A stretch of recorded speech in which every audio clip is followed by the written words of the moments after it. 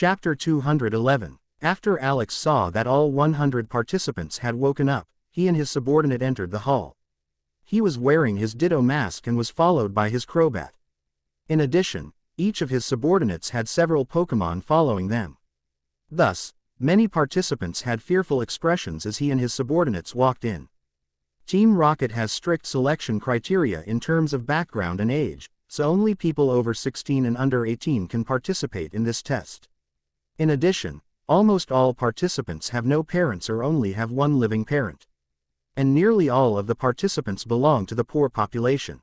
Alex even asked specially for participants to be precisely 16 years old this time, so the subordinate he chooses can participate in the test that will be held 1 year later. Because Giovanni had said that the subordinates should not have reached the age of 18, it would make no sense to train someone who is 17 years old right now. When Alex went to the middle of the hall, he noticed a couple of individuals who didn't show any fearful expression when they were exposed to the bloodthirsty and cold look from the Pokémon of him and his subordinates. Although having such quality is not always positive as it can lead to a person overestimating himself, dying quickly, it is a good indicator that these participants are at least not paralyzed by their fear. Alex glanced through the crowd before he said in a dominating tone, "My name is John, and I am the instructor of your group of recruits. I'm not a person who likes to waste time, so you can forget about me repeating anything just because some of you are too stupid to pay attention." Alex made a hand signal, and his subordinates brought Pokeballs divided into 2 groups. There were a total of 200 Pokeballs altogether. Alex looked at the crowd and said with a sinister smile, "You don't know how lucky you are that you got me as an instructor. Today, I am going to give each of you a chance to get an A-rank Pokémon as a starter in this test." Several boys and girls showed doubtful expressions hearing this. It was absurd that the Team Rockets would be giving them such valuable Pokémon even though they haven't proven their worth yet. Alex analyzed their look for a few seconds, and after finding a few eye-catching expressions, he said with a smile, "Of course, there is no free food in this world. I bought all of these 100 A-rank Pokémon myself, so it is my personal property. And I only offer you this option because I am looking for a competent and talented subordinate. Only one of you 100 may become a direct subordinate of mine, and even that only if she meets my minimum requirements. But if you manage to do that, not only will I let you keep the A-rank Pokémon you have chosen for free, I will also give you several rewards, making your journey to becoming stronger faster." Alex saw how many participants had greedy looks and showed a cold smile as he said, "But this chance is not for free. If you choose to select the A-rank Pokémon, you have to tame it within 3 days. Also, you have to pay 70,000 Pokédollars for the A-rank Pokémon, and you must be in the top 10 on the test after 2 weeks. If you fail to meet one of these requirements, my Crobat will drink every last drop of the blood from your body." Crobat looked delighted when he heard what Alex had said. Although Crobat's expression seemed very normal to Alex, to the rookies, it looked like a ferocious Pokémon that was smiling at their death. Alex continued, "If you take Pokémon on the right side, it will be a Pokémon with random potential, and you won't have to fulfill the requirements before mentioned. To become a Team Rocket member, you only have to manage to conquer your Pokémon in 1 week. Okay, each of you can now choose a Pokémon from the 5 Pokémon species. On the left are the A-rank Pokémon and on the right are the random potential Pokémon. Choose wisely." Alex saw 55 of the 100 participants taking an A-rank Pokémon couldn't help but shook his head with an annoyed expression. He knew from personal experience that about 70% of the participants do not manage to conquer a Pokémon with a random potential in this test, and most die or become Team Rocket lackey. Pokémon with better talent is usually more challenging to conquer. It was highly likely that the many participants wouldn't be coming out of this test alive. Alex didn't think that more than 10 participants would manage to conquer their A-rank Pokémon. 80% of these people were only overestimating their competence. Especially those participants who chose an A-rank Ekans. Alex was really disappointed and annoyed that these boys and girls had no proper knowledge of Pokémon species. How could these arrogant people even think they can control such a highly aggressive Pokémon species? Although there are a few who can do it, Alex believed that in just only 1 day, most A-rank Ekans trainers would die or be injured. Alex studied the participants who took Ekans. When he saw their self-assured expression, he couldn't help but show disdain when he said, "Now that everyone has chosen their Pokémon, let me tell you about an opportunity that Team Rocket will be providing you. The first 10 participants to conquer their Pokémon will be receiving rewards. Especially the first 3 will receive generous rewards. Now, you are free to release your Pokémon and conquer them. Though remember, the sooner you tame them, the better the rewards will be, said Alex as he had a slight mocking look. Many participants did not understand why Alex was giving such a contemptuous look. But after hearing about these rewards, many of them didn't waste time and immediately released their Pokémon from their Pokéballs. There were also many participants who quickly recognized the danger and ran towards Alex and his subordinates in order not to get injured. Alex, who saw this familiar scene, had completely different thoughts compared to when he was the one experiencing it. It's a good way to quickly separate the trash. He did not feel any particular emotions when he saw these stupid participants immediately get attacked by their enraged Pokémon and were severely injured. Some were even hit in the head and killed instantly by their Pokémon. Crobat, watching this scene with a grin on his face, was having a blast. Crobat taking out popcorn to enjoy the show.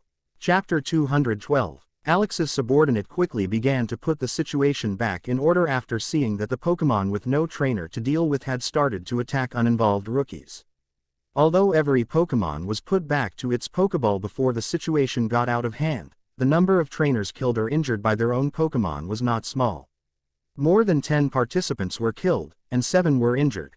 In the end, there were only 81 participants left who were uninjured and able to take part in this test.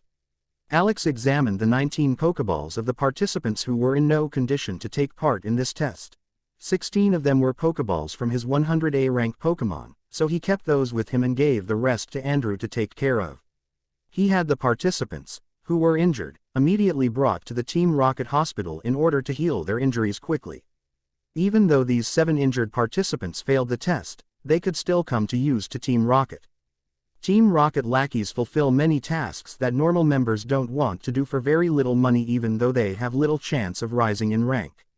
This position has many similarities to slaves Alex knows from his world, though this position is a good deal better since these slaves still have a chance to rise with enough hard work. Not to mention, the chance of dying is slim as long as you are very respectful of all other Team Rocket members. According to Alex, this hope is most likely why these Team Rocket lackeys do not try to retaliate or escape. As long as you give people a little hope, they can endure even such living conditions. When the rookies saw the dismembered and broken bodies, fear crept into their hearts as they looked at their Pokeballs with apprehension. Alex ignored these frightened participants and looked at the participants who were different than them. He saw indifference, spitefulness, sadness, and even excitement on some of the participants' faces when they saw what had happened to these people. Alex looked back at the group when he said, "You have 3 or 7 days to conquer your Pokémon, depending on which group you chose from. If you can't do that, you will fail the test, and you will become a Team Rocket lackey if you had chosen the Pokémon from the group of random potential." After a pause, he continued with an indifferent tone, "For the participants who have chosen an A-rank Pokémon, there are only 2 options, success or death. If you can't control your Pokémon in 3 days or don't make it into the top 10 after 14 days, you will pay for your overconfidence with your life. I didn't give you an A-rank Pokémon to waste my time. You should make an effort if you want to live." Alex didn't come up with this rule out of sheer cruelty. Rather, he was doing it to increase the odds of finding a good trainer. As soon as the participants understand that failure equals death, they will exert their potential to the full to survive. In addition, Alex had no intention of killing the participants who did not manage to meet his requirements to begin with. His only purpose was to scare them.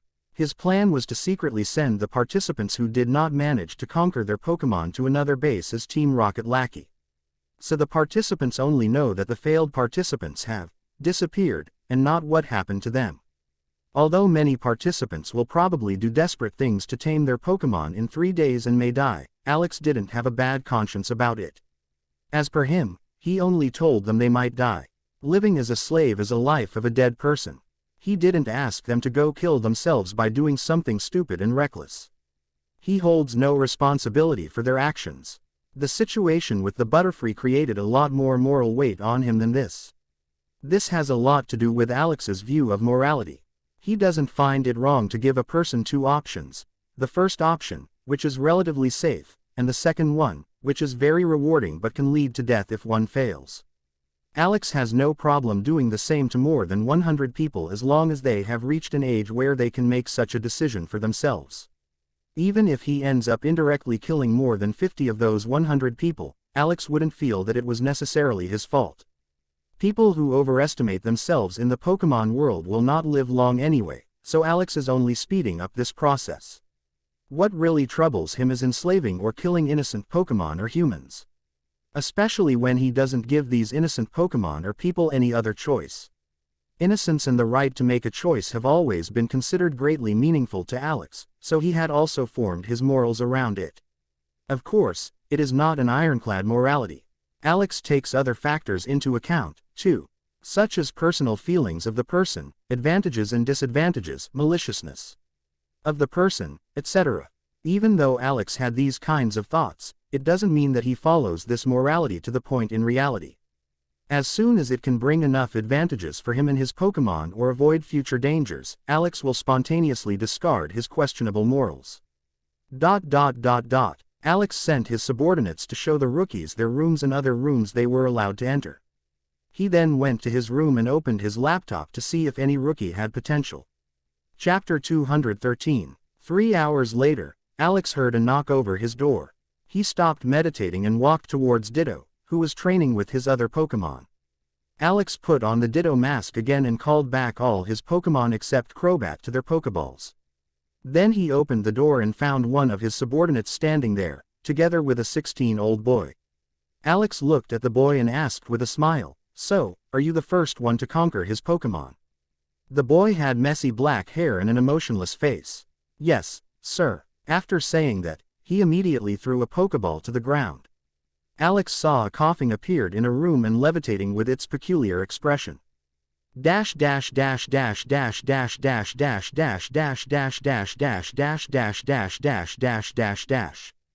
Pokemon. Coughing. LV. 11. Type. Poison. Abilities. Levitate. Potential. Silver. Moves. Poison gas. Tackle. Smog. Smokescreen. Clear smog. Innate talent. Self-destruct.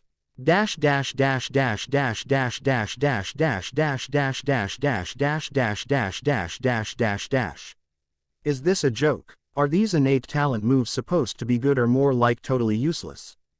Thought Alex when he saw the info about this Pokemon. Alex set aside his perplexed thoughts and asked, with a dispassionate voice, "What's your name?" "Simon, sir," said the boy with an expressionless face. Alex's eyes twitched a bit when he heard that this kid answer again with only 2 words. He truly felt that almost every genius has several, unique, features that hardly regular people have. Usually, Team Rocket only gives 1,000 Pokédollars for the first rank. But since Alex had doubled the preparation time for the test this time, it would not be proper to leave the reward unchanged. After just 1 more hour, another participant came with one of his subordinates in front of his door. When Alex opened the door, he saw a boy with red hair and a weird crazy smile. "What's your name?" asked Alex with a cold face. My name is Jasper, sir. I'm really happy to finally meet you and your handsome Crobat in person. I was really impressed by the bloody performance that you created. I've become a huge fan of yours. As an artist, I hope that we will exchange ideas and can." Alex put his index finger near his lips, signaling him to shut up. There was a dominating aura around him.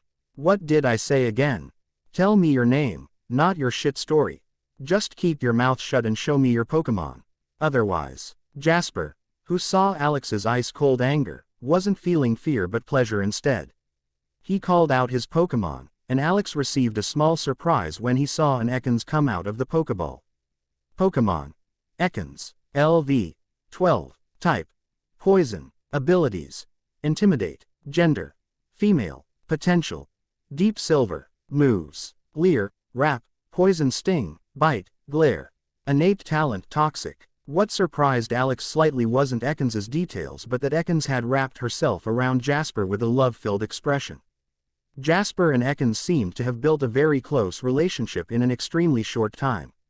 They looked a little bit too close for Alex's comfort when he saw them showing their affection to each other. FCK. I hope it is just the case of me having too much imagination, and this crazy guy doesn't really want to build a romantic relationship with this Ekans, thought Alex. He gave Jasper 1,500 Pokédollars and quickly sent him and his subordinate out of the room. Alex sat back down and continued his meditation. He intended to reward the first 3 personally in order to establish contact with the participants with the best potential. Although there is always a possibility of none of these 3 participants getting first place in the test, which would be taking place in 2 weeks, the probability of that is just too low. After less than 30 minutes, Alex heard another knock. Keeping his emotions in check, he opened the door again and saw a young girl following his subordinates. "Hello, Instructor John," said the girl, who gave a slight smile as she looked at Alex. This girl had dark blonde hair and a kind of charisma that Alex would expect from a charming priest girl. The pleasant voice and her mild face gave Alex this impression. Despite her looking like a kind girl, Alex knew that she wasn't what she showed. She was gonna work in Team Rocket. And it's not a place where innocent girls come looking for a job. Someone who enters Team Rocket of their own free will seldom be an upright person. And if she is, she won't be able to survive too long anyway. Female members of Team Rocket especially are often much more cruel and crazy than the male members. Though Alex believes that one of the reasons for female members to act in such a way is that they have to appear threatening to be able to scare off many men from Team Rocket. But even then, it doesn't explain the many sick and crazy things that female members of Team Rocket often do. Alex just has to look at Lisa for a perfect example. Alex went into his boss mode and asked with a cold voice, "Tell me your name and show me your Pokémon." The girl said in a pleasant tone while taking out her Pokéball, "Instructor John, my name is Elise." She released the Pokémon from the Pokéball. A Spearow appeared and immediately flew onto Elise's shoulder with watchful eyes as he looked at Alex, who was observing him. Dash dash dash dash dash dash dash dash dash dash dash dash dash dash dash dash dash dash dash dash. Pokémon. Spearow. LV. 12. Type. Normal, flying. Abilities. Sniper, hidden ability. Gender. Male. Potential. Deep Silver. Moves. Growl. Peck, Leer, Pursuit, Focus Energy. Innate talent, Feather Dance. Dash dash dash dash dash dash dash dash dash dash dash dash dash dash dash dash dash dash dash dash. This Pokémon was the best Pokémon he had seen from the rookies so far. Sniper plus Deep Silver potential is a solid combination, and it should have been really challenging to conquer such a talented Pokémon so quickly. The more talented and powerful a Pokémon is, more difficult it is so difficult to conquer. Alex didn't talk to Elise for long and quickly gave her her reward and sent her away. After seeing Elise, he suddenly wanted to see the 4th and 5th ranked rookies himself. Maybe he'll find even more participants with good potential. Alex was really very satisfied with the quality of the participants who had shown up till now. Especially the fact that all the first 3 took his A-ranked Pokémon surprised him a bit. But when Alex remembered how he and Maria were also the first 2 in the test, he could understand it a little better. Talent is hard to hide, especially when they have such a chance to show off their talent. Sniper increases the power of critical hits by 1.5 times. This means a critical hit will deal 2.25 times normal damage instead of 1.5 times. Chapter 214. Alex met with 4th and 5th rookies himself and gave them the rewards. But they did not have what he was looking for in a subordinate. That is not because these participants had no talent as a trainer, but that the potential of their Pokémon was rather inadequate. Trainers with a bronze or deep bronze Pokémon were just too inferior for Alex to accept as his 3rd direct subordinates. Especially since they were given a choice to get an A-rank Pokémon, luck was not the reason for them not meeting Alex's requirements. Alex didn't think such trainers had a chance to become really strong. At most, these 2 participants would become elite trainers after 5 to 10 years and become Team Rocket elite captain if they don't die beforehand. But that was very unlikely to happen. The chance to die as a trainer is ridiculously high if you don't have an elite Pokémon. You have to be incredibly lucky to survive long enough so that you can slowly build up your strength. In addition, The death rate of your Pokémon is also very high if they are below the elite rank, which may lead one to train new Pokémon several times. Alex knows from experience that the most dangerous situations he had experienced as a trainer were when he was still not an elite trainer, when he went to the Viridian Forest with Zubat. If any other inexperienced mediocre trainer was in the situation that Alex had been through, them making out alive from there was very unlikely. For Alex, participants with good talent who did not choose an A-rank Pokémon were participants who were either cowardly or stupid. Maybe even a combo of both. Although it is risky to choose an A-rank Pokémon to conquer as your first Pokémon, it is a very efficient way to get stronger and become an elite trainer quickly. Having to do something which has a death rate of 70–80% one time, meeting all of Alex's requirements, or going through 50 different situations with the death rate of 10–20%, slowly reach elite rank without any help. You don't have to be a genius to understand which option is better. Especially since the first option has even more potential than the second after you have reached elite rank. And if you think that you are a talented trainer and better than the other rookies, it makes a lot more sense to take an A-rank Pokémon. Unless, of course, your goal is to work as a watchman in Team Rocket and never take a risk. But even then, there is a great chance that you will throw yourself into a power struggle as cannon fodder. Alex could not understand why so many people do not get this simple fact. Did they really think it would be safe in Team Rocket? Why join Team Rocket at all when you want to tread a safe path? Alex stopped thinking about these things and gave the task of rewarding the 6 to 10 ranked rookies to Andrew so that it wouldn't waste his time. He was 95% sure that the winner in 2 weeks would be one of the first 3 rookies to conquer their Pokémon. All 3 of them conquered their Pokémon in a short period despite them having a very talented Pokémon. Simon, Jasper, and Elise were the participants whom Alex would watch over through the hidden cameras. He doesn't think he'll find much, but maybe a few interesting things might come up. And just like Daniel, he might understand the character of these 3 better. But the person whom Alex gave this job required some time to complete it, so he wasn't expecting a report for 1 week. Alex didn't plan to waste time here for 2 weeks looking at the rooms with his hidden cameras. So after 3 days, he decided to go to the MT. Moon Mountain Chain. This could only be partially entered in the game, so Alex was very interested in what was hidden deep inside this large mountain chain. This area is rarely visited by trainers because many places are hardly or not at all explored. And there are also many elite Pokémon on the mountain chain who are a good deal stronger. Although there are many valuable treasures waiting there, Alex has read that the death rate for elite rank trainers is 30% there. Although it doesn't sound like much, it is very high considering that almost every elite has a flying-type Pokémon with which they can escape quickly. Psychic-type Pokémon is not impossible to get for an elite trainer, but having one with enough potential to reach elite rank is very difficult, so most elite trainers rely on flying-type Pokémon to escape in dangerous situations. Alex, who has one of the fastest flying-type Pokémon on the elite rank and a Psychic-type Pokémon on the elite rank, is from the rare section of trainers. Especially when you consider Crobat's ability, which allows him to perceive almost all Pokémon from a long range. Together with Bastiodon, who can perceive Pokémon that hides in the underground, makes Alex's survival ability very good. Crobat, Gardevoir, and Bastiodon make it impossible to attack Alex unaware unless it is a Pokémon on the champion rank. But champion rank Pokémon are ridiculously rare in wildness, and they would also be perceived with Crobat as long as it is not another Crobat or a ghost-type Pokémon. Alex didn't think that he was so unlucky that he would meet a champion rank ghost-type or champion rank Crobat if he went through the mountains for 10 days. Maybe there was a 0.01% chance of it happening, but Alex was not scared of this 0.01%. Alex noticed that it was time to go to sleep and told his Pokémon to sleep before lying on his bed. All Pokémon stopped doing mundane things and went to their Pokéballs to go to sleep. Chapter 215. 3 days later, Alex and his Pokémon were in the starting area of the mountain chain. The MT. Moon Mountain Chain was enormous and had many directions from which Alex could enter. In addition, this mountain chain can lead to other mountain chains that have hardly been explored and are generally considered very dangerous. You can even get to the Johto region via this mountain chain if you know the way.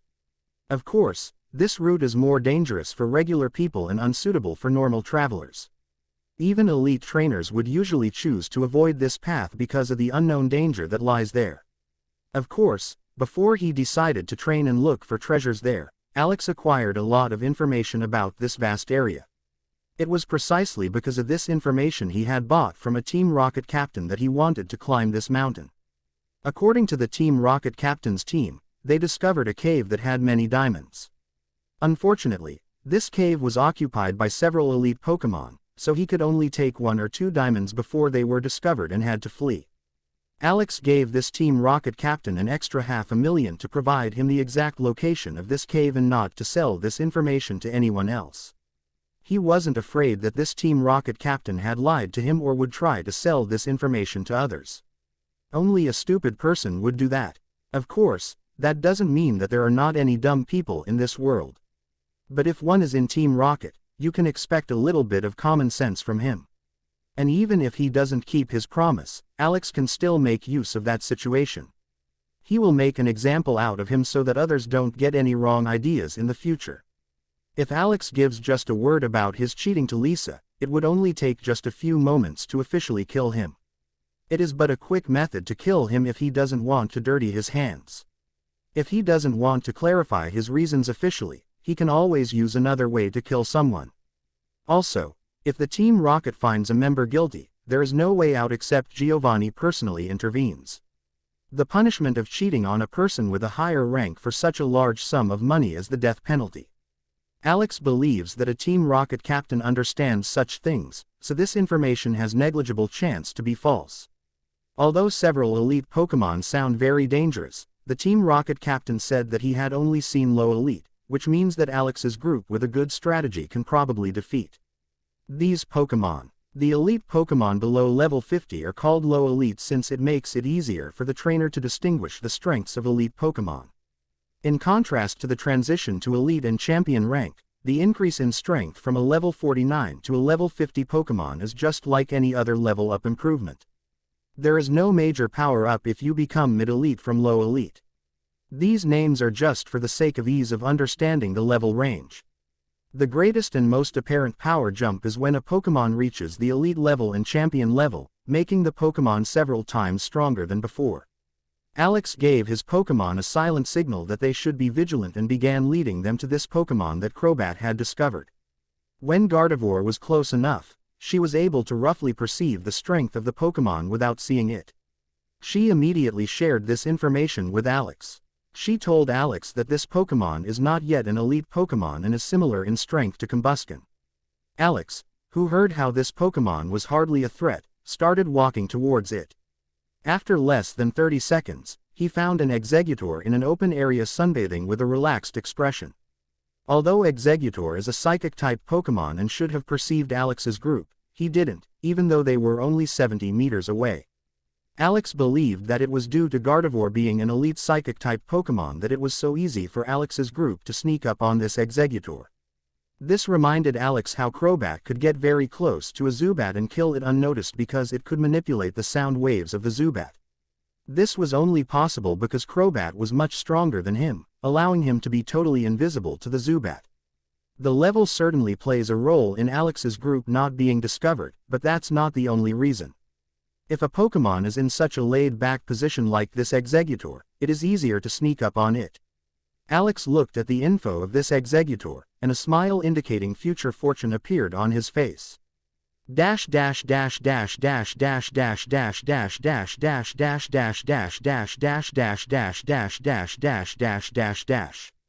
Pokemon. Exeggutor. LV. 39. Type. Grass, Psychic. Abilities. Chlorophyll. Gender. Male. Move. Absorb. Hypnosis. Reflect. Leech Seed. Mega Drain. Confusion. Synthesis. Bullet Seed. Giga Drain. Barrage. Confusion. Egg Bomb. Power Whip. Stomp. Stun Spore. Self-Destruct. Innate Talent Psychic E. Innate Talent Solar Beam E. Innate Talent Teleport E.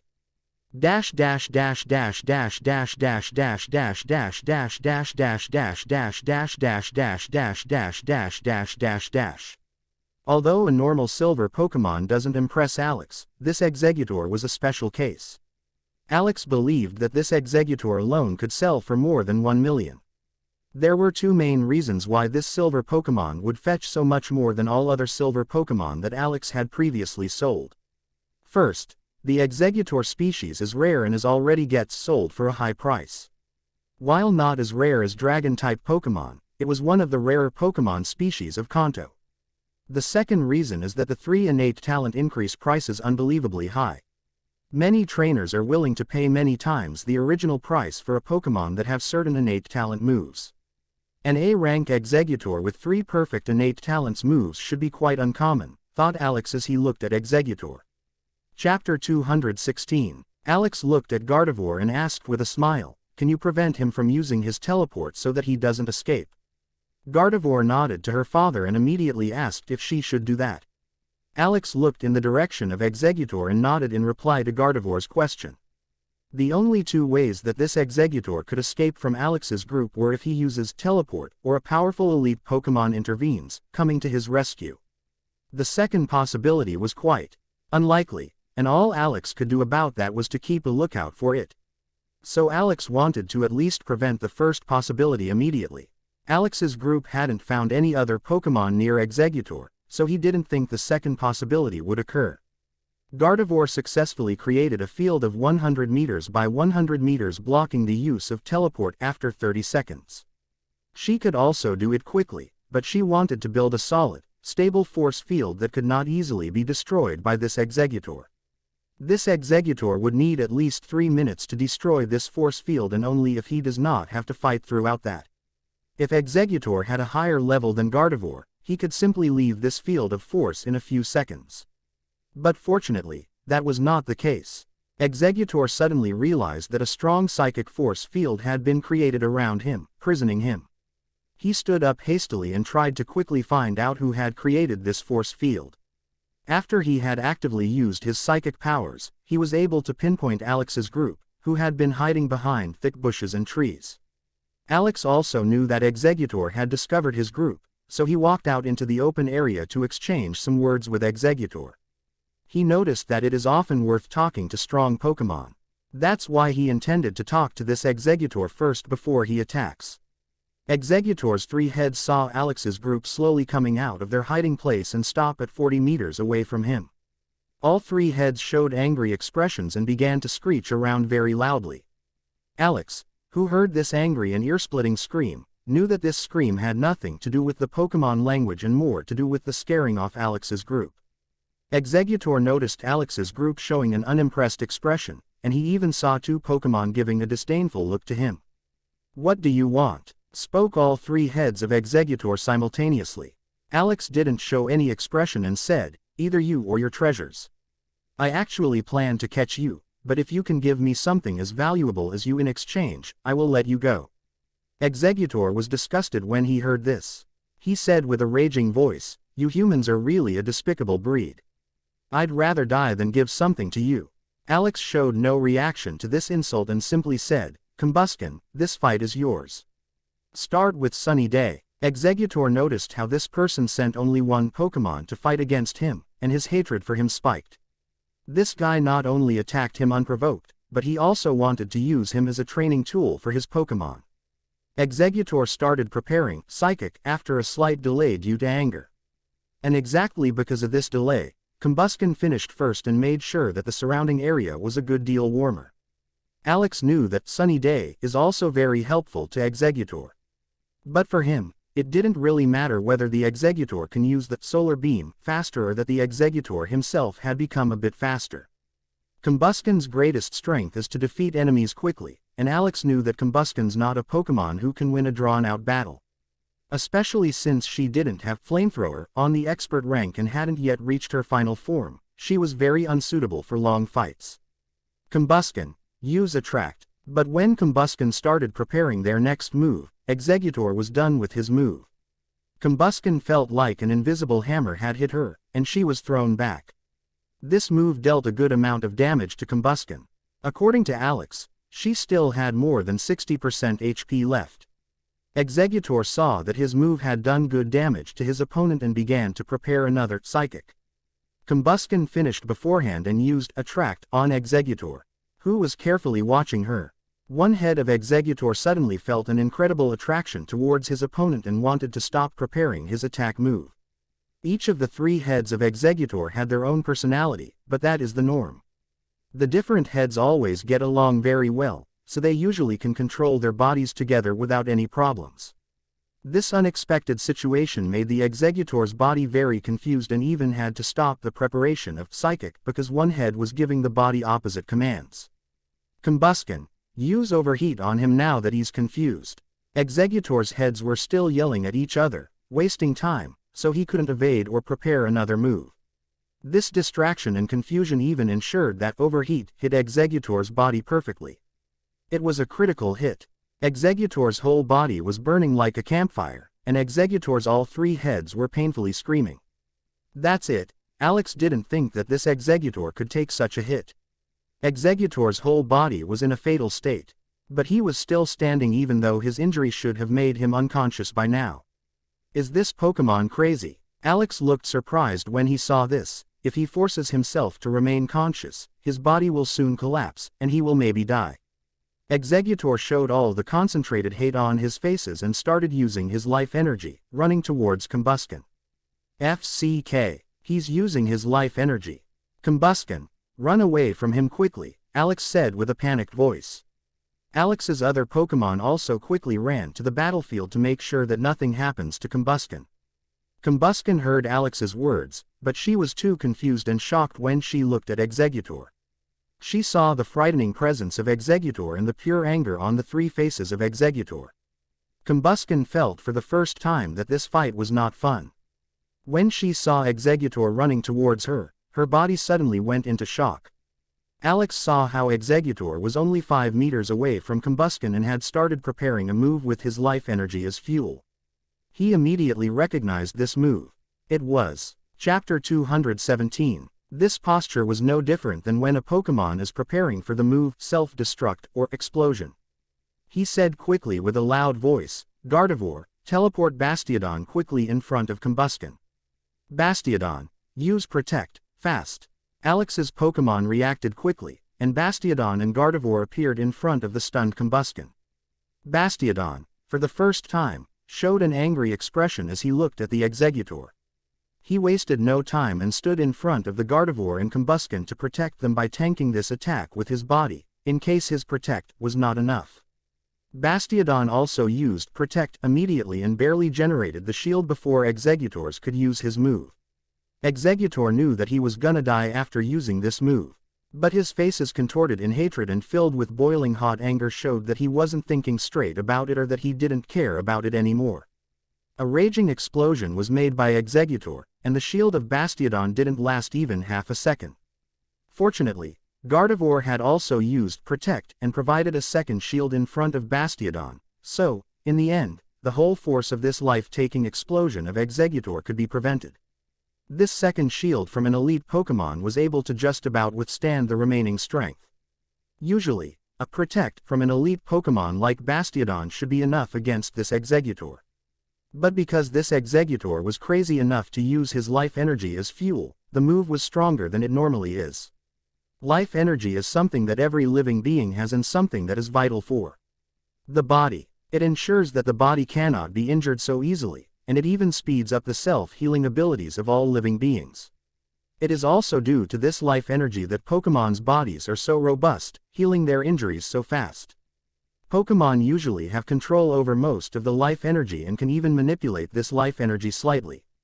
They have the ability to use life energy as fuel to amplify their moves and make them many times stronger. But even if they have this ability, Pokemon almost never use it because the cost of using it is just too great. Life energy is also indirectly linked to the amount of time you will live, so while using it, one also sacrifices the lifetime at the same time. Apart from that, the whole process is extremely painful for the Pokemon. Pokemon would prefer to never use life energy because of this. In a way, humans are also similar. There is a limit to how much we can use our body's strength. A human can run up to a certain speed because the brain has a limiter, which does not allow it to go past a limit. We never use 100% of our muscles. And if somehow a human uses 100% of its muscles' powers, that will be the last time he will be using it. Alex started to calm down a bit when he saw the Bastiodon and Gardevoir successfully stop the explosion.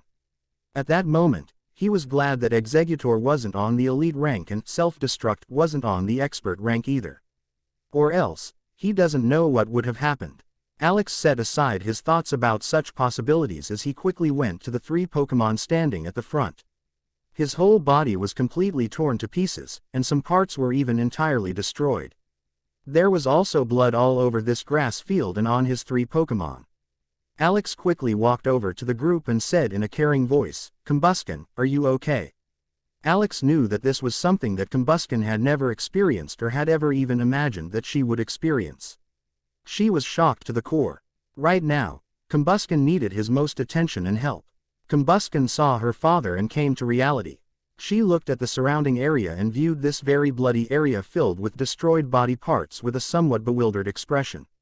She noticed that her father was looking at her worryingly, and her eyes started tearing up as she stuttered, "Fa father, I'm sorry." "No, I'm sorry." Alex immediately embraced Combusken and said in a soothing tone, "I never thought that this fight would escalate so much, and you would have to watch something like this." Combusken started to calm down after a few moments when she said softly, "Father, I always loved fighting because I had so much fun with it.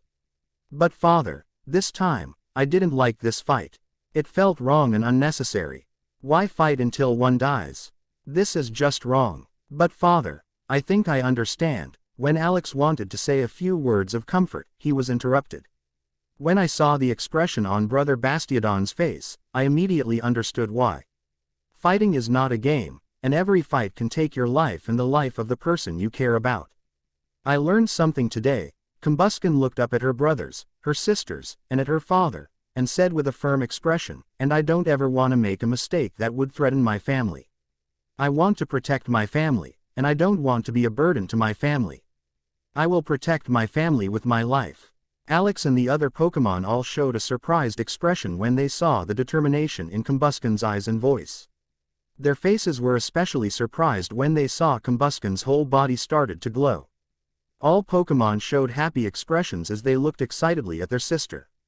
Alex didn't waste any time and quickly took out the 2 scales from a Charizard, filled with fire energy, out of his TRH device. He got these valuable items for his victory in the Kanto Rookie Tournament, which he had used only once during Combusken's first evolution. Alex hoped that with these 2 high-quality items, Combusken would improve her potential and become his first Diamond Pokémon. He gave his daughter the items to absorb and patiently observed her. Chapter 218. After Combusken completely absorbed both scales, her height started increasing, and her shape started changing. Vulpix and Shuppet looked curiously at their big sister evolving right in front of their eyes with both an expression of joy and yearning. Shuppet asked in a tender tone, "Sister Vulpix, do you think Sister Combusken will manage to get to the SS rank?" Vulpix showed a smile full of confidence and said, "Definitely. Little brother, the fact that you even asked such a naive question is just cute. You still have a lot to learn." Shuppet had a slightly confused expression and asked curiously, "Sister Vulpix, I'm older than you. So how come I am a little brother to you?" Vulpix showed a proud expression when she said, "Age doesn't matter, little brother. I joined this family before you, so I'm your big sister. Don't worry, I'll take good care of you." Shuppet gave an innocent goofy smile and said, "Really? That's great. I'm glad to have such a good sister." After saying that, Shuppet went to Vulpix and hugged her to show his happiness. Vulpix didn't show any surprised expression as Shuppet hugged her, and she hugged him back. All family members are already used to the Shuppet suddenly hugging them. He usually does this, either when he's in a good mood or wants to cheer up family members. He even hugged menacing members of the family like Crobat and Scizor without any fear. Both showed an annoyed expression but said nothing and pretended that something like that nothing happened. They just couldn't get mad at him when he hugged them with his friendly and innocent face. Everyone in the family knew that the Shuppet had been completely locked up alone in a room for 3 months since his birth and that these 3 months had left a shadow in Shuppet's heart. After these 3 months, he was locked up again, but this time he was able to see people through his prison. The fact alone made Shuppet very happy, even though he still felt lonely. Alex and his family were the first beings he had talked to and who gave him a new feeling that he had never felt.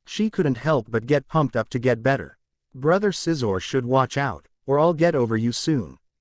Crobat, who overheard this conversation, flew in front of the two and said with his usual snarky tone, "Kid, why do you want to fight for second place? If you want to have the title of number 1, you have to defeat me." Scizor gave an annoyed expression as he looked in the direction of Crobat. "Can't you hold your big mouth for a minute?"